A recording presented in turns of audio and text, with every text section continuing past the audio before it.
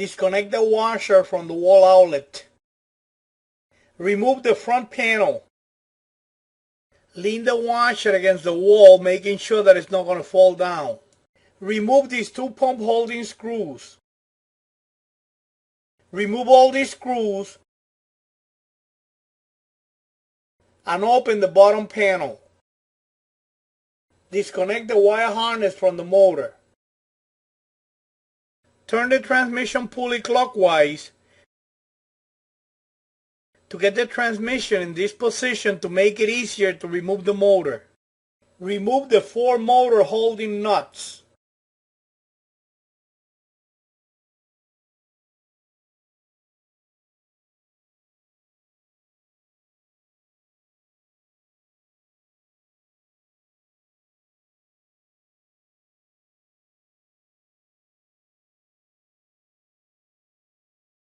And remove the belt. Grab the motor, turn it like this, and take it right out. Grab your new motor and put it on top of the transmission like this. Turn it until the screws go through the holes on the mounting plate. Place the belt around the motor pulley, then around the transmission pulley.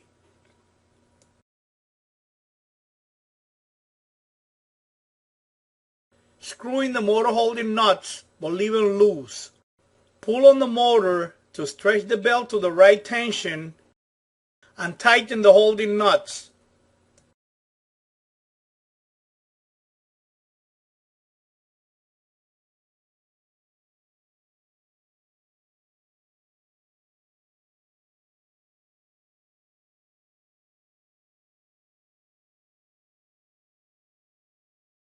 And check the belt to make sure that it's tight enough.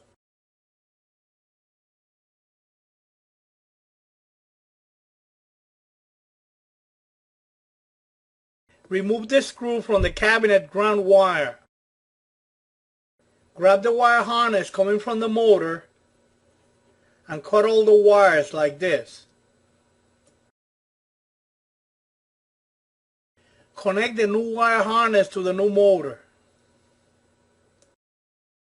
Secure the ground wire to the cabinet with a screw.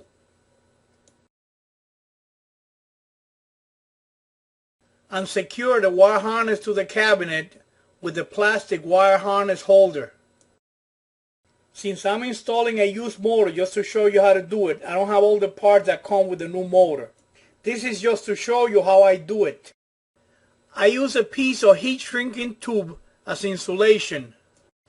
Then I put the wires together like this. I apply solder with a soldering gun.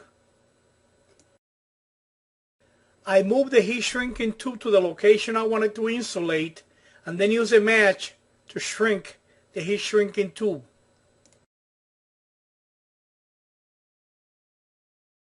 This way I get a real good connection, and I know it's not going to come apart.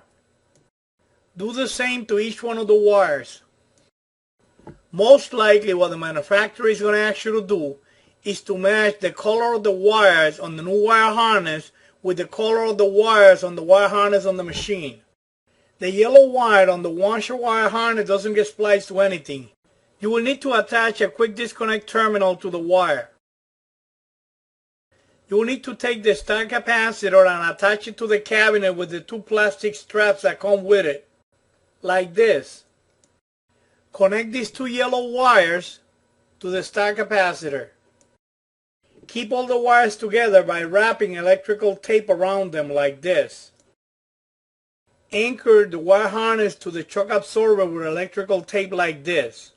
Make sure the wires are loose enough so when the washer goes into the spin cycle, it doesn't rip the wires. This is the way that it should look when you're done with it. Close the bottom panel and secure it with the holding screws.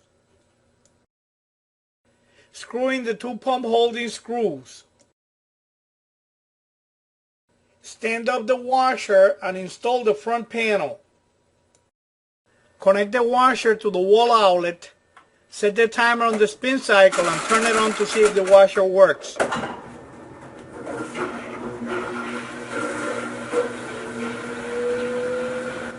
If it worked like this, you did a good job.